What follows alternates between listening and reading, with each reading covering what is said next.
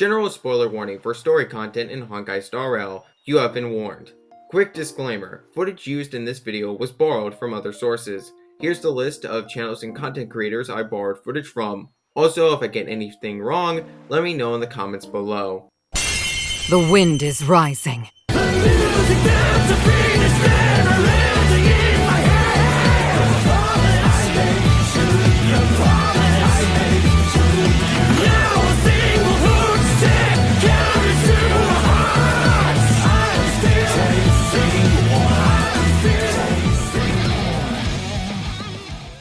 Madame Yukong, the Helm Master of the Skyfaring Commission and one of the Luofu's 6 charioteers. Even before working on these videos, I've noticed how relatively few people in the community talk about Yukong. She's unfortunately one of many 4-star characters in this game that often get overlooked. That's a shame because Yukong is one of my favorite Xianzhou characters, so I'm happy I get the chance to make this video analyzing her. As said in Hanya's voice line about Yukong, the lifespan for Foxians is only 300 years. Yukong is the oldest playable Foxian from the Luofu, being 246 years old. What a gilf, am I right? 4-star Ting Yun's 4th character story states the Skyfaring Commission has always been run by ace pilots, and Yukong is no exception. She's a seasoned Starskiff pilot with a ton of achievements to her name. But she didn't start off that way. Yukong used to be a delinquent teenager who was a total nuisance flying around on a Starskiff, with her most notorious misdemeanor being how she ran 6 red lights in a row. To be fair to her though, even with that, she's still a better driver than most people in LA.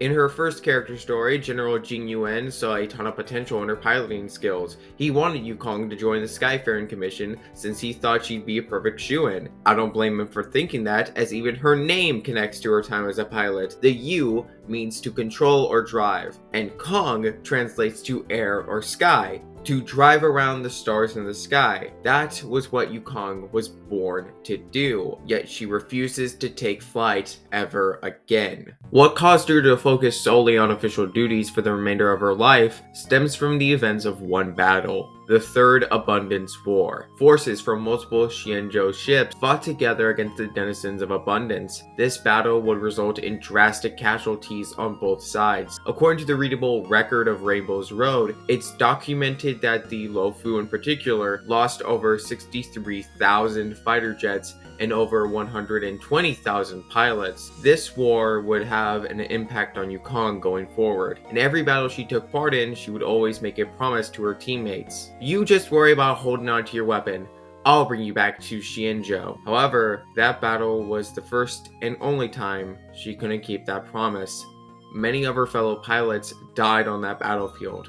After she returned to the Skyfaring Commission by her lonesome, she decided to abandon her position as a pilot and focus solely on clearing through paperwork. The specific wording of only her return to the commission implies she was the sole pilot from the Luofu who survived the war. Now that I say that out loud, I think maybe I should have used a different Guilty Gear song for the intro. Out of those 120,000 deaths, there was one woman who was particularly important to Yukong, the ace gunner who completed the ace fighter pilot, Sai.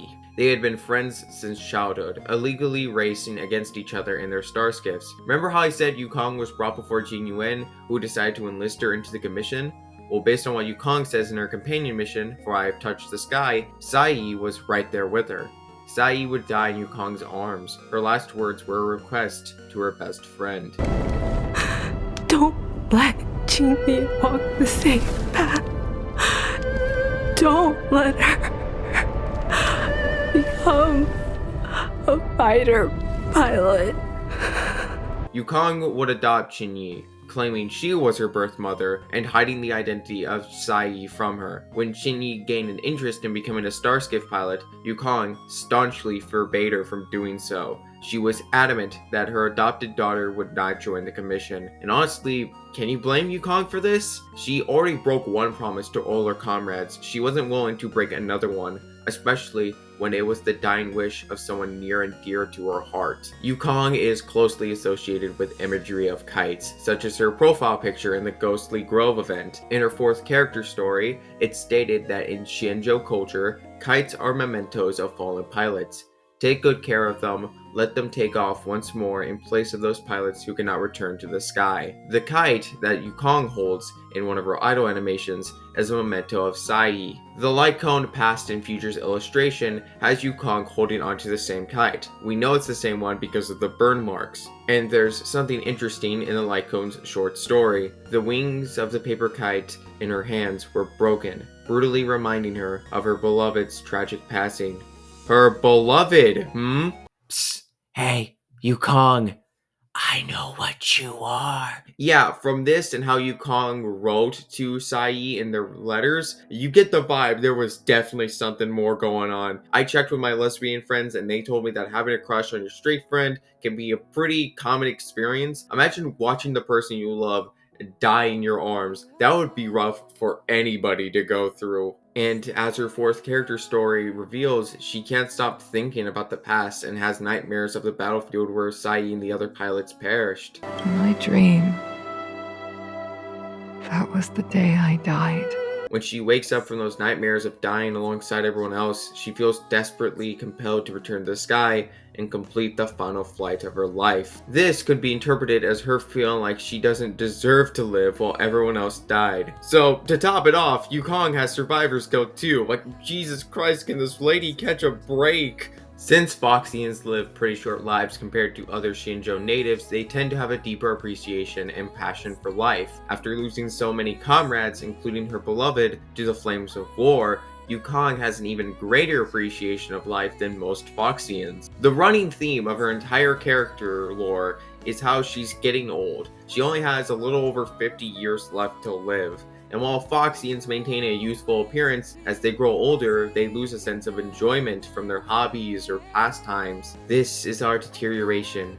This is the deterioration of all Xinzhou natives. Yukong is, for my money, one of the most underrated characters in Honkai Star Rail. Her story quest made me shed actual tears by the end of it. No joke.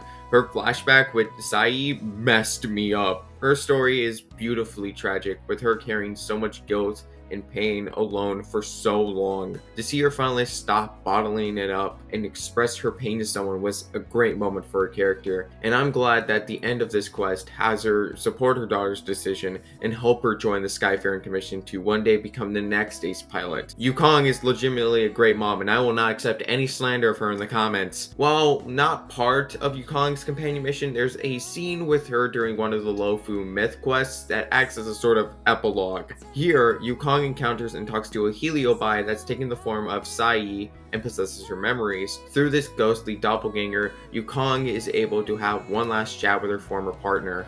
And the lines she says here are actually really good. But I must not stay stagnant in this moment. I want to move on with my life while holding on to my memories of you. Your daughter, no, our daughter, Qingyi, is doing very well now. No hyperbole, this little exchange, straight up, shattered my heart into pieces. Yukong is such a great character, and I'm glad I got this chance to talk about her. Hopefully through watching this video, you guys gained a stronger appreciation for this old fox and her story. Not using the usual outro this time because we have a milestone to celebrate. We recently hit 700 subscribers. And the previous video I did, the one on Blade, performed way beyond expectations. For both of those, I thank you all. I'm going to set a goal that we reach 900 subs by the end of the year. If you enjoy this type of content, please subscribe, like the video, share my content around to other people you think would like it, so we can meet that goal. As a solo creator on the platform, any interaction with my videos helps me a ton. See you guys in the next video.